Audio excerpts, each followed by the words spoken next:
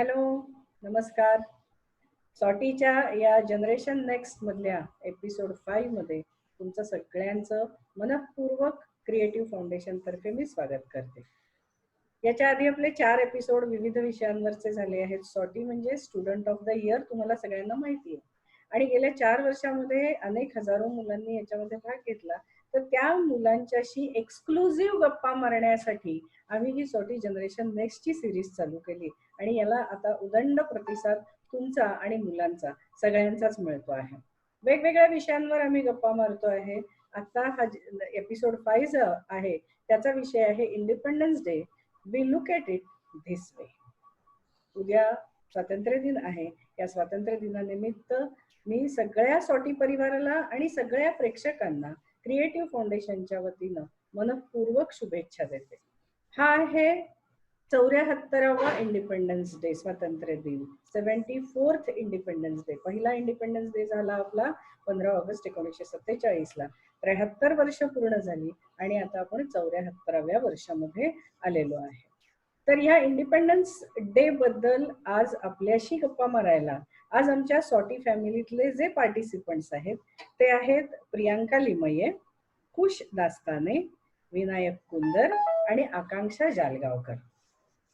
प्रत्येक भारतीय माणसाच्या मनामध्ये स्वातंत्र्य दिन किंवा इंडिपेंडन्स डे याचं एक स्पेशल वेगळं स्थान असतं, त्याची एक वेगळी इमोशन असते. तर इंडिपेंडन्स डे असं म्हणल्यानंतर अगदी पहिल्यांदा तुमच्या मनात काय येतं? प्रियांका, तुझ्यापासून सुरुवात करूया आपण. इंडिपेंडन्स डे किंवा स्वातंत्र्य दिन असं म्हणल्यानंतर पहिल्यांदा काय मनात येतं? पहिल्यांदा तर ऑब्व्हियसली डोळ्यासमोर तिरंगा येतो आणि तिरंगा आल्या आल्या काय शरीरात काय निर्माण होतं मला माहित नाही, पण आपोआप अभिमान जागृत होतो. दुसरी गोष्ट म्हणजे लाल किल्ल्यावरचा पूर्ण सोहळा, मग ते पंतप्रधानांचं भाषण असेल, मिलिटरीची परेड असेल, ती सकाळी उठून बघणं असेल, किंवा त्या दिवशी आपल्याला मोठ्यांकडनं मिळणाऱ्या स्वातंत्र्यापूर्वीच्या स्ट्रगलच्या कहाण्या असतील, किंवा त्यांच्या काळात झालेली युद्ध, आम्ही कसे जगलो, या बाबतीतच्या सगळ्या कहाण्या असतील, या सगळ्या डोळ्यासमोर येतात. किंवा शाळेतले जे प्रोग्राम असतात की शाळेत 15 ऑगस्टला काय काय साजरं होतं, फ्लॅग होस्टिंग होतं, कोणीतरी माजी सैनिक आपल्या शाळेत येऊन त्यांच्या अनुभवांचं कथन करत असतं. असा सगळा उत्साह निर्माण होतो इंडिपेंडन्स डे म्हटलं. खुश, तू काय सांगशील रे? पहिले तर ऑफकोर्स तिरंगा येतो आणि दुसरी गोष्ट जी डोळ्यासमोर येते ती म्हणजे माझे आजोबा, जे की नेशनला सर्व्ह करून झाले. ते देशसेवेत होते आणि ते एअरफोर्स मध्ये काम करायचे. सो ते माझे प्रेरणा आहेत. सो सेकंड गोष्ट ती आहे. वा वा, व्हेरी गुड, व्हेरी गुड. आणि विनायक, तुझ्या मनामध्ये काय येतं पहिल्यांदा? मिस इंडिपेंडेंस डे बोलेगा, मिस हम सभी लोग इंडिपेंडेंस डे 73 ईयर से बनाते आए. तो इंडिपेंडेंस डे के लिए हमारे मन में वैसे तो रोज साल के 365 डेज हम बनाते ही आए और इस वजह से देश के प्रति प्यार तो वैसे ही रहता है, मगर इंडिपेंडेंस डे में सुबह उठ के एक हर्षोल्लास रहता है, एक प्यार आता है. और जैसे हम तिरंगा को लहराते हुए देखते हैं तभी मन में एक कांटे उगते, शरीर में कांटे आ जाते, गूज़बम्स आते, क्योंकि एक हमारे मन से उनके लिए प्यार निकलते हमारे नेशनल सॉन्ग सुन के. राइट राइट राइट, एक इन्स्पिरेशन आ जाता है. आणि आकांक्षा, तुला पण असंच वाटतं का? हो, सगळ्यात आधी तो तिरंगा तो आठवतो, नंतर आपला फ्रीडम स्ट्रगल आता केलेला त्यावेळेचा तो आठवतो, मग नंतर कुठलं तरी गाणं आठवेल असं फ्रीडम स्ट्रगल बद्दल तसं काहीतरी, आणि त्याच ह्याच्यात आपल्या देशातला कल्चर, वेगवेगळे ट्रेडिशन्स ते सगळं आठवतील आणि गर्व वाटतो एक मस्त. येस, बरोबर बरोबर. आता फ्रीडम स्ट्रगल तुम्ही म्हणालात म्हणून, खरं तर फ्रीडम स्ट्रगल होऊन खूप वर्ष झाली. आता आपल्याला स्वातंत्र्य मिळून सुद्धा 73 वर्ष झाली. पण हा फ्रीडम स्ट्रगल तुम्ही तुमच्या अभ्यासातही तुम्हाला होता आणि तुम्ही काही पुस्तकं वाचली असतील किंवा तुम्ही काही मूवीज बघितल्या असतील, याच्यातनंही तुम्हाला समजला. तर तो फ्रीडम स्ट्रगल, आणि आता तुम्ही इंडिपेंडंट इंडिया मधली मुलं आहात, तर तुम्हाला आता इतक्या वर्षांनी असं काय वाटतं की इंडिपेंडन्स मिळालं म्हणजे नक्की काय झालं? प्रियांका, प्रियांका तुला काय वाटतं की इंडिपेंडन्स मिळाला म्हणजे नक्की काय झालं? नाही, माझ्या मते म्हणजे बोल. पॉलिटिकल चेंज झाला ते तर आहेच, बट लगेच तर काहीच चेंज होणार नाही. सरकार बदललं, आपल्याकडे अधिकार आले हे तर आहेच, पण लगेच त्या दिवशी लोकांमध्ये काय बदल झाला तर तसा नाही झाला. बट लोकांच्या, पूर्ण भारतीयांच्या मनात एक अभिमान आला की आपला देश सुद्धा या जगात अस्तित्वात आहे. की आधी जे आपल्यावर कोणीतरी दबाव होता, आपल्यावर कोणीतरी रूल करत होता, आपण कोणाच्या तरी अंडर होतो, ही जी भावना आहे ती लोकांना नष्ट झाली आणि त्यांनाच एक ताकद आली की आपल्याकडे पण काहीतरी आहे ज्यांनी आपण आपल्या देशाचं नाव रोशन करू शकतो पूर्ण जगात. आता आपण फक्त ब्रिटिश इंडिया नाही आहोत, तर आपण इंडिया आहोत. आपल्या हातात सुद्धा पॉवर आहे. हा फक्त भावनेचाच बदल झाला आणि तो खूप महत्वाचा होता. Very good. और विनायक, आप क्या सोचते हो?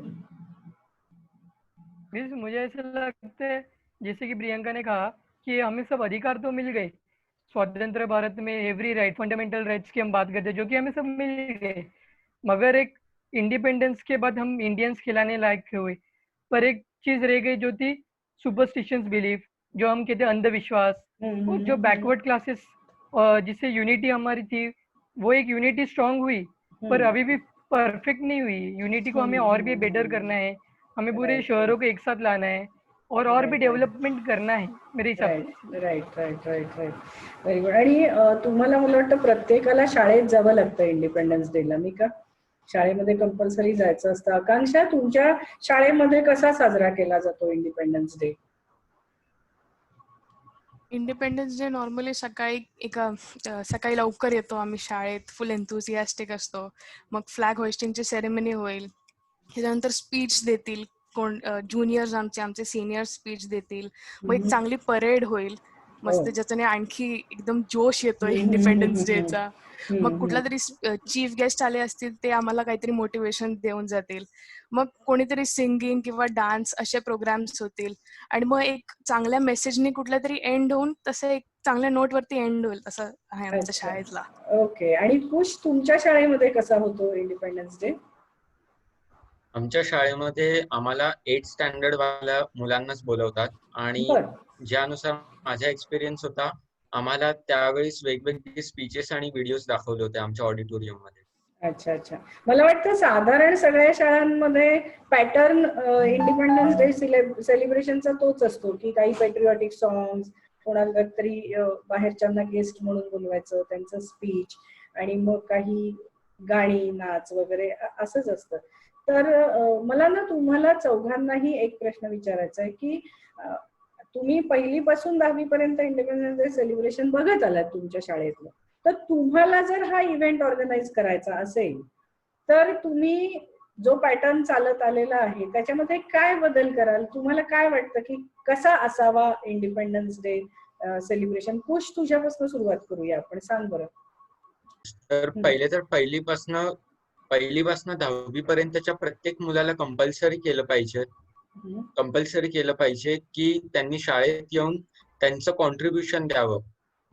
कारण की नाहीतर त्यांच्या मनात सुट्टी असा हा एक विषय बसून राहील की इंडिपेंडन्स डे ही एक सुट्टी आहे. तर त्यांना अशा इव्हेंट्स ऑर्गनाईज करून द्यायला पाहिजेत की त्यांना पण वाटेल की आपण काहीतरी कॉन्ट्रीब्युशन दिलंय या इव्हेंट मध्ये. बरोबर बरोबर. आणि आकांक्षा, तुझं काय मत आहे? तुला काय वाटतं? ते सकाळी तेच नॉर्मली थोडं अर्ली मॉर्निंग स्टार्ट करीन आणि सेरेमनी, फ्लॅग होइस्टिंग सेरेमनी पण इन्स्टेड प्रिन्सिपल किंवा कुठल्याही चीफ गेस्टच्या ऐवजी चेअर, आमच्या शाळेत normally head chairperson and chair तसे सिनियर्स आणि ज्युनियर्स मध्ये डिवायडेड आहे, सो त्या लोकांना करायला सांगेन. मग स्काउट्स अँड गाईड्सची एक चांगली परेड असते ती करायला सांगेन, कारण ग्राउंड तेवढी स्पेस आहे आणि तेवढंच एक एन्थुसियास्टिक की मग नंतर कोणीतरी स्पीच देईल एल्युक्युशन टाईप. मग नंतर थोडा इंटरॅक्टिव्ह बनवायला काही कॉम्पिटिशन्स हेल्ड केल्या जातील, म्हणजे स्पीचेस किंवा क्विज कॉम्पिटिशन किंवा डिबेट अशा काही कॉम्पिटिशन्स. मग लोकांचं बोर न व्हावे म्हणून थोडं डान्स आणि म्युझिक थोडं ते पण ऍड करेन, ताकी लोक एन्थुसियास्टिक राहतील त्या एंड पर्यंत. आणि मग एक चांगली प्लेज नॉर्मली आणि कुठल्या तरी एका चांगल्या मेसेजने जसं एंड होतं तसंच एंड करीन आणि लोकांना ते एक चांगला मेसेज देईन की आजचा दिवस आपल्यासाठी खूप महत्वाचा आहे. Very good. और विनायक, आपको क्या लगता है कि आप कैसे सेलिब्रेट करोगे अगर आपको करना है तो?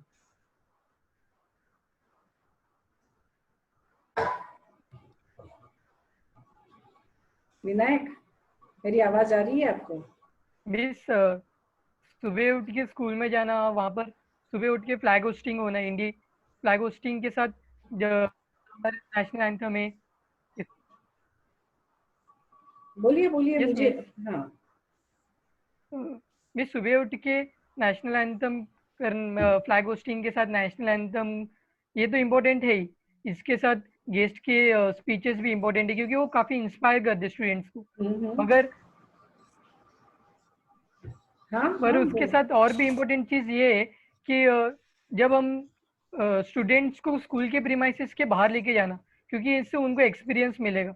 मेरे ख्याल से परेड, लेजिम और जो अदर एक्टिविटीज होते हैं जो हम परफॉर्म करते, उन्हें हम स्कूल के बाहर रोड पे लेके आए, मार्च करा, यूनिटी मार्च करा सकते, जहाँ पर हम लेजिम करा सकते बच्चों से, ये परेड करा बहुत सकते, बहुत और अच्छा इंडिया है के और भी आपका ये। कल्चर्स है उनके एक साथ लेके जाए। हाँ, ये और आपका सभी आइडिया स्टूडेंट बहुत सभी अच्छा है कि स्कूल के प्रीमाइसेस के बाहर आपको एक प्रोसेशन निकालना है, ताकि आप सब मिलके, बाहर के लोग और स्कूल के बच्चे मिलके ये सेलिब्रेट कर सके। Very nice idea. आणि प्रियांका, तुला काय वाटतं ग?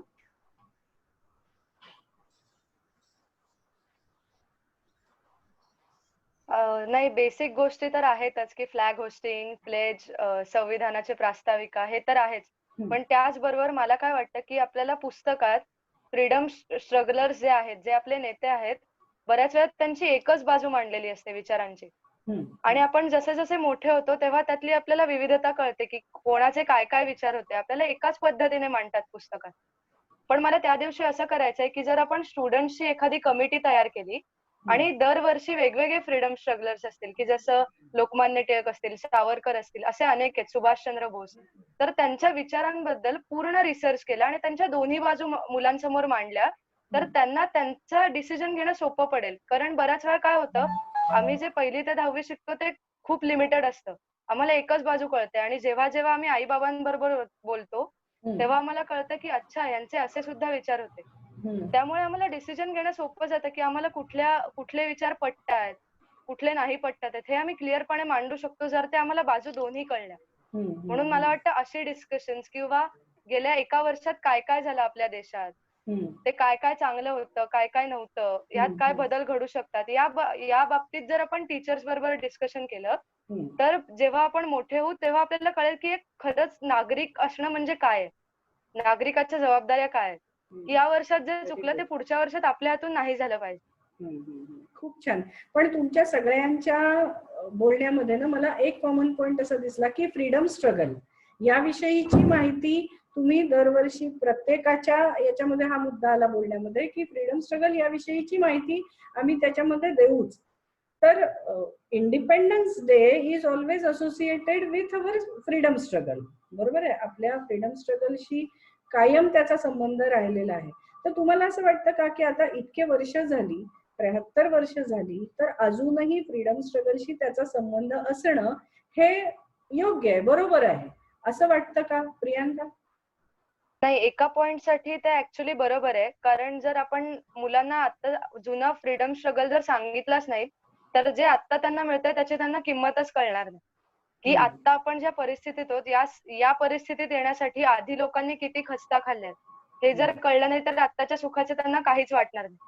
सो हे तर कळलंच पाहिजे की फ्रीडम स्ट्रगल काय होता. बट मला वाटतं त्याच्या पुढे जाऊन आपल्याला माहितीये की स्वातंत्र्य काय आहे, आपल्याला माहितीये आपले अधिकार काय आहेत. पण देशातल्या प्रत्येक लोकांना हे माहित नाहीये, प्रत्येक व्यक्तीला हे अजून कळलं नाहीये की नक्की स्वातंत्र्य मिळालंय म्हणजे काय झालंय, आपल्याला कुठले कुठले अधिकार आहेत, आपली कर्तव्य काय आहेत, आपले हक्क काय आहेत, हे पहिले लोकांपर्यंत पोहोचवता आलं पाहिजे. की मेट्रोपॉलिटन सिटीज मध्ये तर आपल्याला माहितीये की आपल्याकडे हे अधिकार आहेत, आपल्याकडे ते अधिकार आहेत. पण अजूनही काही गावातले काही ट्रायबल लोक असतील किंवा काही महिला असतील, यांना अजून माहित नाहीये की आपल्याला स्वातंत्र्य तर मिळालंय, पण म्हणजे काय झालंय, म्हणजे मला कुठले कुठले अधिकार मिळालेत, हे अजून लोकांपर्यंत पोहोचवलं गेलं पाहिजे इंडिपेंडन्स डेच्या दिवशी. अच्छा अच्छा, फारच छान बोललीस तू प्रियंका. विनायक, आपको क्या लगता है कि क्या ये सही है कि हम हमेशा फ्रीडम स्ट्रगल के बारे में बात करते हैं? Yes miss, freedom struggle important है एक टाइम के लिए, मगर फ्रीडम स्ट्रगल के साथ हमने क्या सीखा है वो भी इम्पोर्टेंट है। जैसे कि सर रविंद्रनाथ टैगोर ने उनकी poem where the mind is without fear, इस पोएम में कहा है कि फ्रीडम, इंडिपेंडेंस का असली महत्व क्या है। इंडिपेंडेंस इंडिया में उनके नागरिक जो इंडिपेंडेंट सिटीजन है उन्हें सच्चाई बोलने का, वो सच खुल के बोल सके, उनकी मन की बात वो खुल के बात कर सके। और जो भी इनइक्वालिटी है जो हमारे कंट्री में है दिख रही है, कास्ट इनइक्वालिटी, रेसिज्म, इन्हें सबको साइड में करना है और हमें इनइक्वालिटी के साथ आगे नहीं जाना है। ये बहुत अहम बात आपने बोली है कि इंडिपेंडेंस रविंद्रनाथ जी के उस पोएम का आपने जिक्र किया, let into that heaven of peace let my country awake, ऐसा उन्होंने उस पोएम में लिखा था. Very good. आकांक्षा, तुला काय वाटतं ग? आपण नॉर्मली इंडिपेंडन्स डे बोलला फ्रीडम स्ट्रगलशी रिलेट करतोच आणि जसं विनायक बोलला की आपण त्यातनं शिकलं पण पाहिजे की त्यावेळी लोकांचा त्यावेळी लोकांचा एकच गोल होता की आपल्याला फ्रीडम पाहिजे. तेव्हा त्या लोकांनी कुठला कास्ट, कुठला धर्म याचा विचार नाही केला. सो ते एक आपण शिकू शकतो. दुसरी गोष्ट म्हणजे जेव्हा इंडिपेंडन्स भेटलं त्यावेळेपासून एक वेगळी एज सुरू झाली, एज ऑफ डेव्हलपमेंट. सगळ्या फील्डमध्ये डेव्हलपमेंट, सगळ्या इंडस्ट्रीजमध्ये इम्प्रूव्हमेंट झाली. सो आपण इंडिपेंडन्स डेच्या नंतरचं जे हे एज ऑफ डेव्हलपमेंट आहे त्याला पण आपण रिस्पेक्ट करू शकतो ऍज इंडिपेंडन्स. तुझा जो पहिला मुद्दा होता मला ना ऍक्च्युली की अजून एक पॉइंट ऍड करावासा वाटतो बोल बोल की जसं आपण म्हणतो की इंडिपेंडन्स डे नेहमी फ्रीडम स्ट्रगलशी रिलेटेड असावा का, तर तसं ती बोलली की त्यातनं शिकण्यासारखं खूप आहे. की आपण जसं म्हटलं की प्रत्येकाचं ध्येय एकच होतं की आपल्याला फ्रीडम मिळवायचंय, पण त्यांचे मार्ग वेगळे होते. की कोणी जहाल मतवादी होतं, कोणी मवाळ मतवादी होतं, कोणाला वाटत होतं आपण लढावं, कोणाला वाटत होतं शांततेच्या मार्गाने घ्यावं. तर हे सुद्धा शिकण्यासारखं आहे. आपण वेगवेगळ्या मार्गांनी जरी गेलो तरी सगळ्यांचं ध्येय शेवटी एक होतं. Very good. हा खूप खूप महत्वाचा मुद्दा तू मांडलास. वेगवेगळे मार्गाचे वेगवेगळे नेते आपल्या समोर होते आणि तुम्ही आता या फ्रीडम स्ट्रगलचा अभ्यास केलेला आहे. तर तुम्हाला असं सांगता येईल का प्रत्येकाला की सगळेच महान राष्ट्रभक्त होते, तर मला आवडणारा त्यावेळेचा एखादा नेता असं तुम्हाला नाव सांगता येईल? प्रियांका, तू सांगू शकशील असं एखादं नाव? नाही, प्रत्येकाचे विचार तर कुठे ना कुठेतरी माझ्या मनात असतातच. कोणाचा तरी एखादा विचार आवडून जातो, पण ज्यांची मला पूर्ण पर्सनॅलिटी और विचारांची पद्धत आवडते ते म्हणजे लोकमान्य टिळक आहेत. कारण त्यांनी लोकांना एक मार्ग तर दिलाच, पण त्याच्याबरोबर त्यांचा जो विचार होता की आपल्याला देशात सुधारणा तर घडवायच्या आहेत, त्या तर नक्कीच आहेत, बट त्या आपण जेव्हा घडवू जेव्हा सरकार आपल्या हातात असेल. ब्रिटिशांवर दबाव टाकून आपल्यासाठी सुधारणा घडवणं हे त्यांना मान्य नव्हतं. जो विचार मला खूप आवडला की पहिले आपल्या हातात सरकार तर येऊ दे, मग आपण सुधारणा घडवू. सुधारणा घडवण्या म्हणजे जेव्हा आपल्या हातात पूर्ण सरकार येईल तेव्हा आपण आपल्या पद्धतीने लोकांपर्यंत ते पोहोचवू शकतो, जे ब्रिटिश नाही पोहोचवू शकत. ती जबरदस्ती होईल जर ब्रिटिशांनी केली. हेच जर आपलं सरकार असेल तर आपण सगळ्या लोकांना समजून घेऊन मग डिसिजन घेऊ. सो पहिले आपण सरकार आपल्या हातात आणूया आणि मग सुधारणा करूया. Very good. विनायक, आपको क्या लगता है, कौन सा लीडर के बारे में आप बताओगे? वैसे तो सभी फ्रीडम स्ट्रगल है मुझे तो इम्पोर्टेंट लगते, बट मेरे पसंदीदा फ्रीडम स्ट्रगल है सुभाष चंद्र बोस, क्योंकि उनकी चालाकी काफी चालाक थे. अगर हमने बात किया करेंगे वर्ल्ड वॉर 2 के टाइम पर जो उन्होंने सिचुएशन का यूज किया था उन्होंने, जैसे कि जापान को उन्होंने जापान की मदद ली ताकि ब्रिटिशर्स के ऊपर दबाव बना सके. उन्होंने पत्र लेटर लिखकर थाईलैंड, आजाद हिंद सेना की भी उन्होंने स्थापना की. और इस वजह से मुझे उनका काफी ग्रेटनेस लगा, क्योंकि उन्होंने जो चालाकी से दबाव डाला था ब्रिटिशर्स के ऊपर वो काफी ज्यादा इम्पोर्टेंट है हमारे इंडिपेंडेंस के लिए. बट ये तो हो गई इंडिपेंडेंस के पहले की बात. इंडिपेंडेंस के बाद जो महत्वपूर्ण फ्रीडम स्ट्रगल मुझे लगे वो थे सरदार वल्लभ भाई पटेल, क्योंकि उन्होंने 600 राज्य से ज्यादा राज्यों को एक साथ लाया, एक यूनिटी लेके आई भारत के अंदर, और ये यूनिटी की वजह से आज भारत काफी डेवलपमेंट में जा रहा है. तो मुझे उनकी भी इम्पोर्टन्स काफी ज्यादा अच्छी लगी. व्हेरी वेल सेड विनायक. खुश, तुला काय वाटतं, तुझा आवडता नेता कोण आहे? सगळ्याच फ्रीडम फायटर्सने एकच लक्ष केलं होतं की ते म्हणजे आपलं स्वराज्य, फ्रीडम. पण मला जे जास्त आवडतात ते म्हणजे वीर सावरकर. कारण ते खूप फिअरलेस आणि शूर होते. कारण ज्या प्रकारे त्यांनी बोटमधनं उडी मारली होती, समुद्रात पोहत गेले होते, तर ते आणि शिवाय त्यांची जन्मठेप, तर त्यांनी जेवढं बेअर केलं होतं, आय थिंक त्यांचा एन्ड्युरन्स खूप चांगला होता. So I like him the most. बरोबर. Very good. आणि आकांक्षा, तू कोणाचं नाव सांगशील? प्रत्येकाचा फ्रीडम मिळण्यासाठी जो रस्ता होता तो वेगवेगळा होता. आता आपण गांधीजी बघितलं, त्यांना नॉन व्हायलन्स त्यांचा तो मार्ग होता. सुभाषचंद्र बोस किंवा आणखी त्या लोकांचा व्हायलन्स त्याच्याबद्दल धरून असा होता. पण मला तरी गांधीजी आवडतात, कारण की त्यांनी असं सांगितलं की नॉन व्हायलन्सनी पण कधी कधी गोष्टी होऊ शकतात. नॉन व्हायलन्सने तर सॉल्ट मार्च आपण जो बघितला त्यात त्यांनी एकट्याने चालू केलं आणि हळूहळू हजारो लोक त्यांच्या बरोबर आले. तसंच त्यांनी हे पण सांगितलं की जेवढं नॉन व्हायलन्स करता येईल आपल्याला, तेवढीच युनिटी पण वाढेल आपली. सो त्यांनी ते एक कोरिलेशन दाखवलं माझ्या मते. सो मला ते आवडतात. Very good. तू गांधी पिक्चर बघितलायस की नाही मग? हो, बघितलायस ना? खूप छान. मला तुमचं खूप आवडलं की तुम्ही प्रत्येकाने एका वेगळ्या लीडरचं नाव मला सांगितलं, ज्याचा मार्ग वेगळा होता, पण या सगळ्यांचं मिळून लक्ष मात्र एकच होतं, ते म्हणजे भारताला स्वातंत्र्य मिळवून द्यायचं. पण हे झालं फ्रीडम स्ट्रगल मधले नेते. आता 73 वर्ष झाली आपल्याला इंडिपेंडन्स मिळून. तर आता तुम्हाला काय वाटतं, हे सगळे राष्ट्रभक्त होते तुम्ही ज्या सगळ्यांची नावं घेतली होती, तर राष्ट्रभक्ती किंवा पेट्रिओटिझम याचा अर्थ काय? तुम्हाला काय वाटतं की पेट्रिओटिझम म्हणजे काय? प्रियांका, काय सांगशील तू? नाही, जेव्हा आम्ही लहानपणी असा विचार करायचो की देशप्रेम म्हणजे काय, तर तेव्हा फक्त आम्हाला सैन्य वाटायचं की जो सैन्यात जातो तो खरा देशभक्त. अशी लहानपणी सगळ्यांचीच फॅन्टसी असते. बट जसं जसं कळायला लागलं, तर माझ्या मते की ज्या कुठल्या क्षेत्रात असेल, कोणी डॉक्टर असेल, व्यापारी असेल, इंजिनियर असेल, कोणी पण जर तो आपल्या क्षेत्रात प्रामाणिकपणे काम करत असेल, तर तो माझ्या मते देशभक्त आहे. बरोबर आहे, अगदी बरोबर आहे तुझं म्हणणं. कुश, तू काय म्हणशील? पॅट्रिऑटिझम म्हणजे माझ्या मते दोन गोष्टी.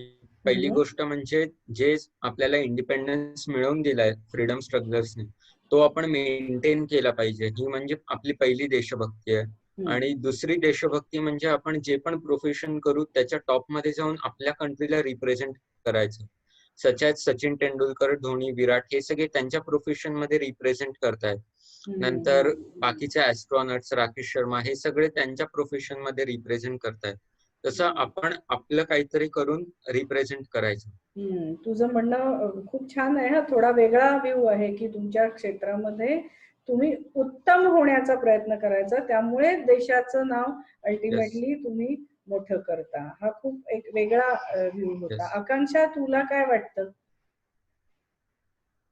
पेट्रियटिझम नॉर्मली जर आपण डेफिनेशन वाईज बघितलं तर लव्ह फॉर वन्स कंट्री असं येतं नॉर्मली. पण आपण इंडिपेंडन्स डेला मोस्टली बघतो की लोक ते पेपरवाले फ्लॅग्स विकत असतात आणि आपण इंडिपेंडन्स डे साठी ते फ्लॅग्स घेतो आणि नेक्स्ट दिवशीच ते कचऱ्याच्या पेटीत असतात.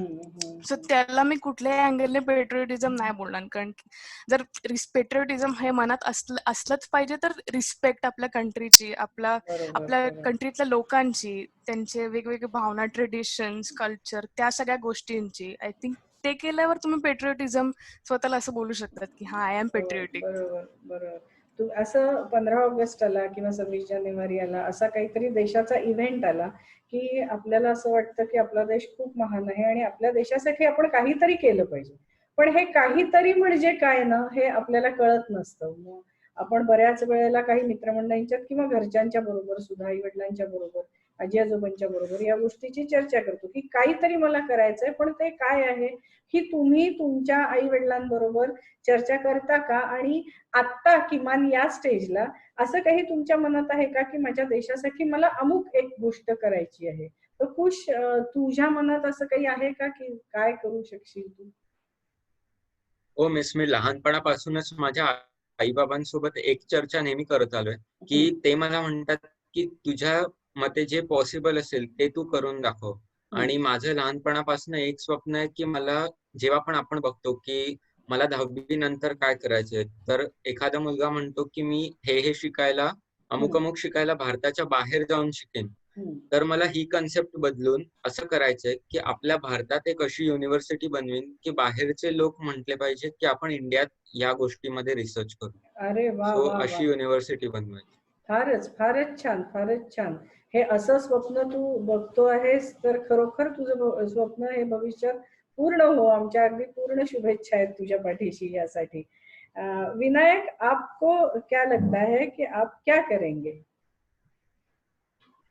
बस इंडिपेंडेंस डे के दिन तो मम्मी पापा पूछते ही है कि तुम क्या कर सकते हो देश के लिए, तुम्हें क्या बनना है बड़े होके। तो मैं तो हमेशा से चाहता हूँ कि मैं बड़े होके साइंटिस्ट बनूँ, और साइंटिस्ट बनूँ तो भी इसरो के लिए बनूँ, इंडियन स्पेस रिसर्च ऑर्गेनाइजेशन, ताकि मैं इंडिया के लिए स्पेस के अंदर नई नई चीजें लेके आ सकूँ।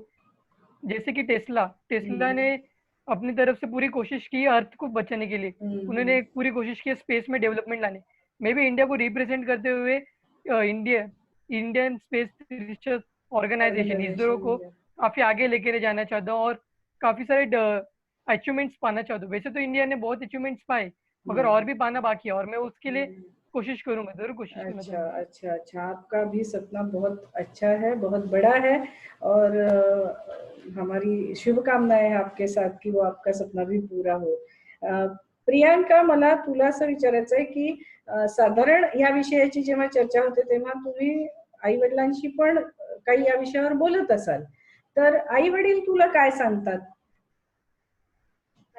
देशात कुठलीही घटना घडली तरी देशाबाबतीत घरात चर्चा होतेच, होतेच, नक्कीच होते. बरोबर. आणि त्यात पहिले सुरुवात होते ती म्हणजे आपली हक्क, कर्तव्य आणि अधिकार.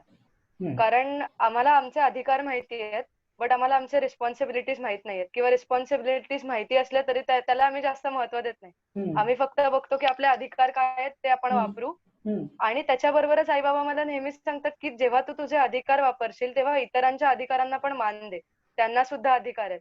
तू अधिकार बजवायला जाशील आणि त्यांना मान नाही देणार, हे चालणार नाही. आणि दुसरं म्हणजे की आपली ज्या रिस्पॉन्सिबिलिटीज आहेत त्या पार पाडायच्या, बेसिक, जसं आपण इन्कम टॅक्स भरतो, त्यांनीच खरं तर देश चालतो. या बेसिक गोष्टी आहेत त्या पहिले कम्प्लीट करायच्या. आणि ज्यांना या गोष्टींचं ज्ञान नाहीये, की ज्यांना त्यांची कर्तव्य माहित नाहीयेत, किंवा जे रस्त्यावर घाण करत असतील, टॅक्स भरत नसतील, अशा माणसांना आपल्याला जे ज्ञान आहे ते द्यावं सतत. हे मला आई बाबा नेहमी सांगतात की जर देश पुढे न्यायचा असेल तर आपल्याला ज्ञान बंद ठेवून चालणार नाही, की तुझ्याकडे जे जे ज्ञान आहे ते सतत लोकांना वाटत राहा, तर देशाची प्रगती होईल. वा वा वा, खूपच छान. आकांक्षा, मला थोडासा तुला न वेगळा प्रश्न विचारायचा आहे की तुम्हाला शाळेमध्ये हिस्ट्री, सिव्हिक्स आणि जिओग्राफी असा पेपर असतो, बरोबर? त्याच्यामध्ये हिस्ट्री आणि जिओग्राफी याला मला वाटतं सेम वेटेज असतं, आणि सिव्हिक्स या विषयाला कमी वेटेज असतं. तर हाही विषय आपल्या एकूण देश, राष्ट्रभक्ती, इंडिपेंडन्स या दृष्टीने हे महत्वाचं आहे का सिव्हिक्स हा विषय? त्याला कसं कसं बघतेस तू त्याच्याकडे? हे तिन्ही विषय ऍक्च्युली खूप महत्वाचे आहेत. आपण नॉर्मली बघितलं एक्झामसाठी 40 मार्क्स जिओग्राफी, 40 मार्क्स हिस्ट्री आणि 20 मार्क्स लास्टचे जे सिव्हिक्सला असतात. सो सिव्हिक्स मध्ये आपण कंटेंट बघितलं तरी चॅप्टर्स असे लांब लांब मोस्टली चॅप्टर्स असतात. क्वांटिटीवरती जास्त फोकस केलं जातं, पण जर आपण तेच क्वालिटीवरती जास्त फोकस केला तर आपण तिघांना इक्वल वेटेज देऊ शकतो. जिओग्राफी बघितलं तर आपले बॉर्डर्स, आपल्याकडे काय काय माउंटेन रेंजेस, आपल्या नद्या, किती किती डायव्हर्सिटी आहे आपल्याकडे, ते आपल्याला जिओग्राफी मधून कळतं. आपण हिस्ट्रीकडे बघितलं तर आपण आपल्या पास्ट पासून काय शिकू शकतो आणि त्याच मिस्टेक्स आपण कशा अवॉइड करू शकतो त्याच्याबद्दल आपण हिस्ट्रीमध्ये शिकतो. आणि जर सिव्हिक्स मध्ये बघितलं तर सिव्हिक्सला मी as a way of life असं डिफाईन करेन, कारण की सिव्हिक्स मध्ये अशा पॉलिसीज आहेत किंवा अशा मेथड्स आहेत, समजा इलेक्शन कमिशन किंवा अशा त्यावेळी ज्या पॉलिसीज होत्या त्यावेळेसाठी ऍप्लिकेबल होत्या, आणि त्या पॉलिसीजना आपण आता घेऊन त्यात थोडासा बदल करून त्यांना आत्तासाठी कशा करू शकतो याचा एक डिफरन्स मी सिव्हिक्स मध्ये बघते. सो तिघांनाही इक्वल वेटेज दिलं तरी काही प्रॉब्लेम नाही जर क्वालिटी कंटेंट असेल तर. खूप मोठा तू हा मुद्दा म्हणलास, आणि मला हे तुझं जे अनालिसिस आहे की हिस्ट्रीचा काय उपयोग आहे, जिओग्राफीचं काय महत्व आहे, आणि सिव्हिक्स इज वे ऑफ लाईफ, हे मला खूपच आवडलं तुझ्या पद्धतीनं सांगितलंस. ते खरोखर असे बदल आपल्याकडे व्हायला पाहिजेत, त्यामुळेच आपण शिकू शकू की आपण काय केलं पाहिजे. बरोबर आहे. आता मला थोडंसं तुम्हाला, म्हणजे हा सिव्हिक्स आणि याचा विषय आला आहे, हिस्ट्रीचा विषय आला आहे, तर मला असं तुम्हाला विचारायचंय की तुम्हाला असं काय वाटतं की इंडियामध्ये असं ग्रेट काय होतं, what is great about India? आणि त्याचबरोबर दुसरं की what needs to be change, काय बदल आता अजून घडायला हवे आहेत भारतामध्ये.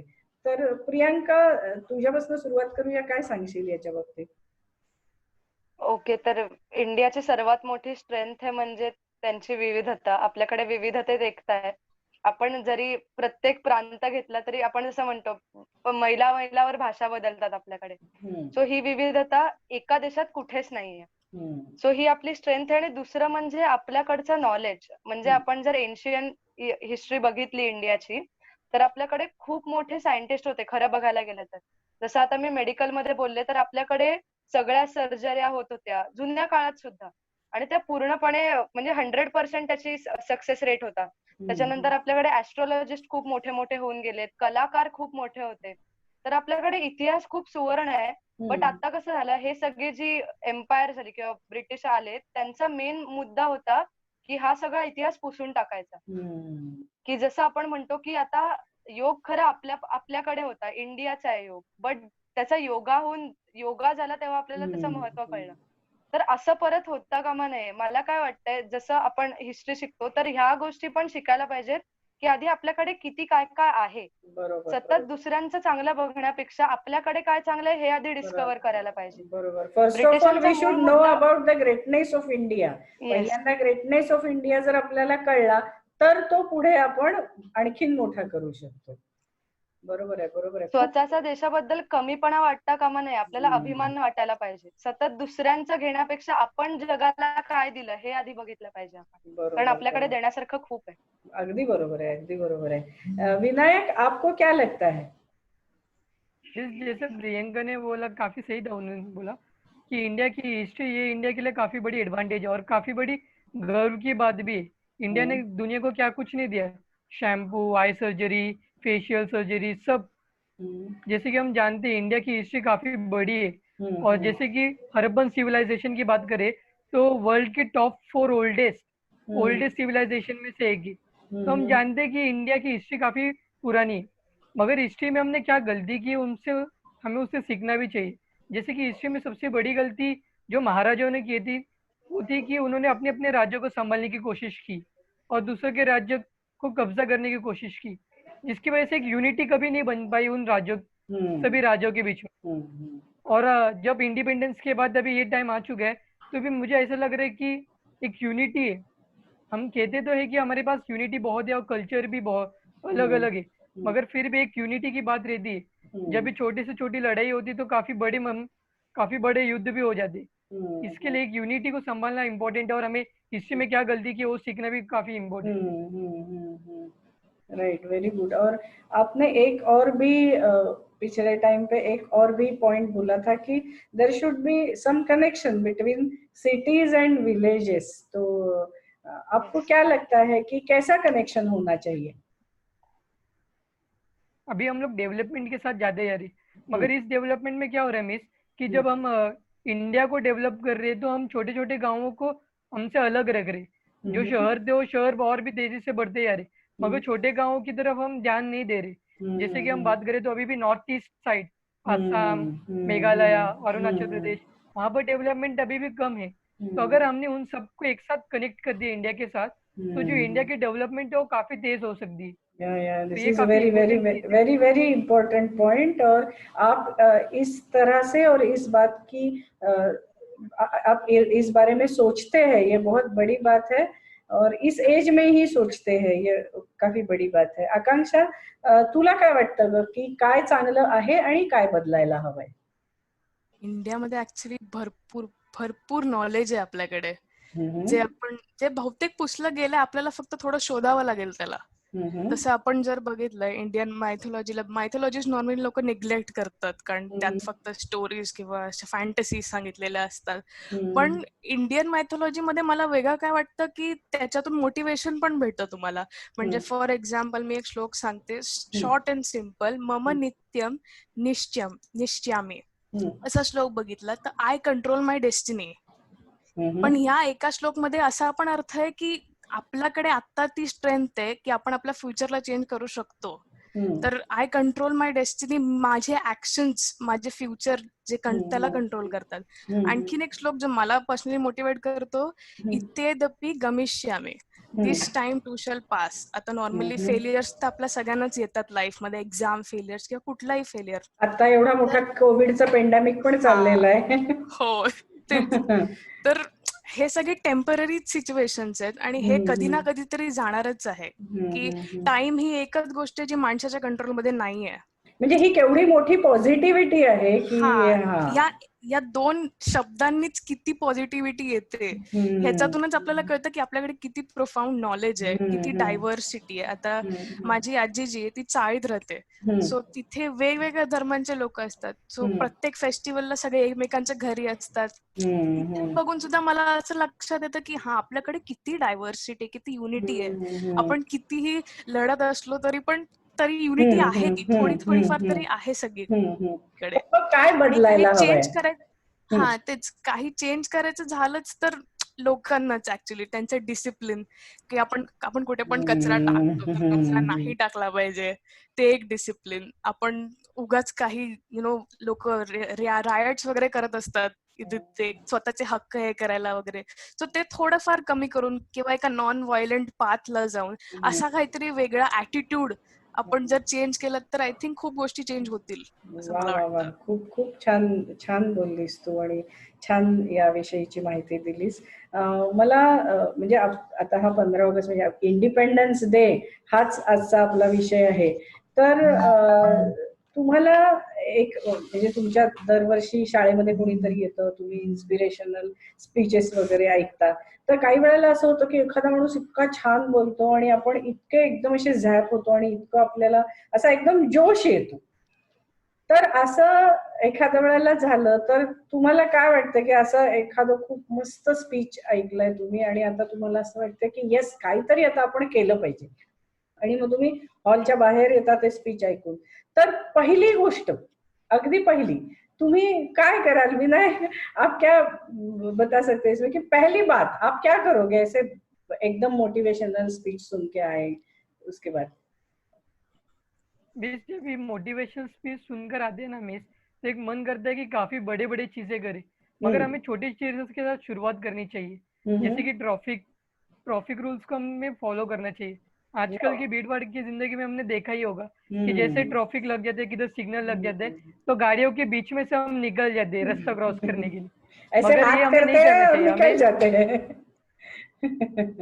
यस, तो हमें जेब्रा क्रॉसिंग से करना चाहिए. और मैं वही करूंगा. मैं आज से जब भी स्पीच सुनता हूँ, जब भी मैं मोटिवेट हो जाता हूँ, तभी मैं ट्रैफिक रूल्स का एकदम व्हेरी ट्रैफिक रूल गुड. को एकदम मानूंगा और जेब्रा तो क्रॉसिंग से ही क्रॉस करूंगा. म्हणजे माझा विचारण्याचा मुद्दा असा होता की तेव्हा आपण असे खूप झॅप होतो आणि आपण काहीतरी आपल्याला करायचं असं म्हणतो, पण ती कुठेतरी सुरुवात असते. आपल्या देशासाठी आपल्याला काय करायचंय हे जे आपल्याला वाटत असतं, ती कुठेतरी सुरुवात असते आणि ते आपण अगदी प्रामाणिकपणाने त्या आपल्या इमोशनला आपण न्याय दिला ना तरी देशसेवा खूप चांगल्या पद्धतीने होऊ शकेल असं मला वाटतं. आकांक्षा, तू काय करशील ग असं जर एखादं स्पीच ऐकलंस तर?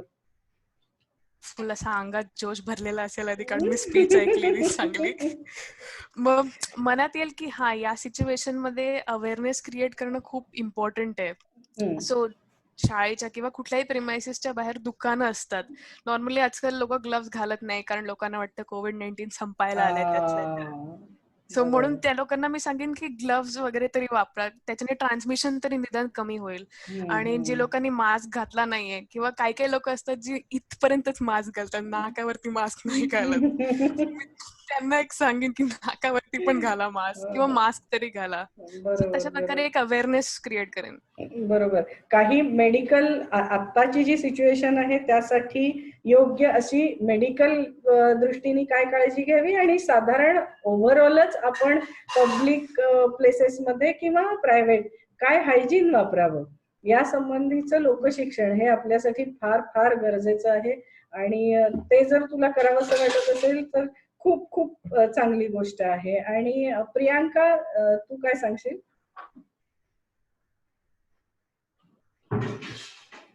ऍक्च्युली पहिली इन्स्टंट रिॲक्शन असेल तर ती मी सगळ्या मित्रमैत्रिणींना, घरच्यांना जाऊन जे जे प्रमुख पाहुणे जे काय बोलले ते सगळं जाऊन पहिले सांगेन. ही इन्स्टंट रिॲक्शन असेल. आणि जर कृती कुठली करायची असेल तर सर्वात पहिले मी काय करेन तर मी स्वच्छता पाळायचं ठरवेन. म्हणजे नॉट नेसेसरी मी तर पाळीनच पहिले, आणि जर माझ्यासमोर दुसरं कोणीतरी पाळत नसेल तर त्याला पण पाळायला लावेन. हे मी करेन, कारण माझ्यासाठी स्वच्छता ही मोस्ट काय म्हणतात बेसिक गोष्ट आहे जी देशाला ग्रेटनेस कडे नेते.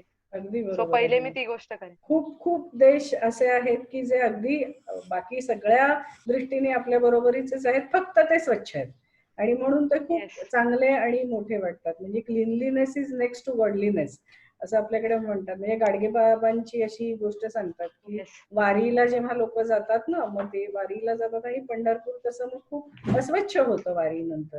तर गाडगे बाबा काय करायचे, ते वारीला जायचे पण ते विठ्ठलाला बघायला नाही जायचे. तर ते त्यानंतर आपले सगळे शिष्यगण घेऊन पंढरपूर साफ करायचे. ते असं म्हणायचे की ही माझी सेवा आहे, विठ्ठलाची सेवा जर मला करायची असेल तर मी पंढरपूर साफ करतो, हीच माझी सेवा आहे. त्यामुळे ही खूप बेसिक गोष्ट आहे आपल्यासाठी. आणि कुश, तुला काय वाटतं रे, तू काय करशील? पहिले तर जेव्हा एखादा मोटिवेशनल स्पीकर आपल्याला सांगतो ते ऐकल्यावर तर ऑफकोर्स आपण इन्स्पायर होतो, पण त्या मोटिवेशनल स्पीकर सारखेच अजून स्पीकर्स या जगात निर्माण होण्यासाठी मी कष्ट करेन. अरे वा. म्हणजे त्याने जे आम्हाला सांगितलं ते मी बाकीच्या नव्या पिढीला समजवेन की त्यांनी अजून काय इम्प्लिमेंट केलं पाहिजे. सो ते माझ्याकडनं इन्स्पायर होऊ शकतात मे बी, आणि ते पुढे जाऊन दुसऱ्यांना इन्स्पायर करू शकतात. सो ही चेन नाही तुटू देणार. अरे वा, व्हेरी गुड, व्हेरी गुड. पण तुझं म्हणून काय एक्सप्रेशन आहे, तू काय करशील? म्हणजे मी जे ऐकलंय, जे माझ्या कानावर पडलं ते मी दुसऱ्यांना समजवतो. बरं, आता कुश आपल्याला तो मला वाटतं लाजतोय हे सांगायला. कुश हा खूप छान पियानो वाजवतो. त्याचं एक YouTube चॅनल आहे, त्याच्यावर तो त्याचे व्हिडिओज टाकत असतो आणि 15 ऑगस्टला तो खास इंडिपेंडन्स डे स्पेशल असं म्हणूनही एक त्याचा व्हिडिओ टाकणार आहे. सगळ्यांनी अगदी अवश्य बघावा. कुश खूप मोठी गोष्ट आहे. म्हणजे ते तुझं एक्सप्रेशन आहे, गाणं हे तुझं एक्सप्रेशन आहे आणि तू सुरुवात करणार आहेस. मला खूप छान वाटतंय तुमच्याशी बोलून. सगळ्यात खरं सांगू का, म्हणजे साधारण तुमच्या पिढीशी जेव्हा आम्ही असं समोरासमोर बोलतो ना, तेव्हा तुमचे विचार आम्हाला कळतात. अदरवाईज एक समजूत असते की तुम्हाला साधारण इतिहासाची काही माहिती नाही, तुम्हाला काही फारसं देशाबद्दल काय वाटत नाही, ही काय म्हणजे सहज यांना स्वातंत्र्य मिळालेलं आहे त्यामुळे त्याची काही किंमत नाही. पण जेव्हा तुमच्याशी असं बोलतो, तुमचे विचार आम्हाला समजतात, तेव्हा हे लक्षात येतं की तसं नाहीये. ही जी तुमची पिढी आहे तीच खरं तर आपल्या देशाचे आता आधारस्तंभ आहे. तुम्हीच मोठे होऊन काहीतरी देशासाठी करणार आहात. आणि जेव्हा मी आता ऐकलं की विनायक सांगतोय की युनिटी असली पाहिजे, सिटीज आणि विलेजेस एकमेकांच्या जवळ आलेले असले पाहिजे, जेव्हा प्रियांका सांगते आहे की एखादा बदल करण्याची हिंमत तुमच्या अंगामध्ये असली पाहिजे किंवा ते बदल लोकांच्या पर्यंत पोहोचवणे हे एक मोठं काम केलं पाहिजे. आकांक्षा म्हणते की हिस्ट्री, जिओग्राफी, सिव्हिक्स हे सगळंच खूप महत्वाचं आहे आणि ते साधारण एकाच पद्धतीने आपण अभ्यासलं पाहिजे. त्या सगळ्याचं महत्व एकसारखंच आहे आणि खुश त्याच्या परीनं त्यानं एक त्याचं चॅनल काढून त्याचं जे एक्सप्रेशन आहे ते लोकांच्या पर्यंत पोहोचवण्याचा प्रयत्न करतोय. तुमच्याशी सगळ्यांशी बोलून खूप मजा आली आणि तुमच्यासारख्या मुलांशी बोलतो ना तेव्हा आमच्या पिढीला पण एक इन्स्पिरेशन मिळतं आणि या मुलांना आणखीन काहीतरी नवीन नवीन दिलं पाहिजे आणि या मुलांच्याकडून नवीन नवीन काही ऐकलं पाहिजे असंही वाटतं. तुम्हाला सगळ्यांना स्वातंत्र्य दिनाच्या आणि इंडिपेंडन्स डेच्या खूप खूप साऱ्या शुभेच्छा. अशीच तुमची जी स्वप्न आहेत ती अशीच पुरी होऊ देत, त्यासाठी खूप तुम्ही कष्ट कराल याची खात्री आहे. खूप खूप मजा आली आणि असेच मोठे व्हा आणि कायम आमच्या संपर्कात राहा, म्हणजे आम्हाला समजेल की तुम्ही काय करताय. धन्यवाद.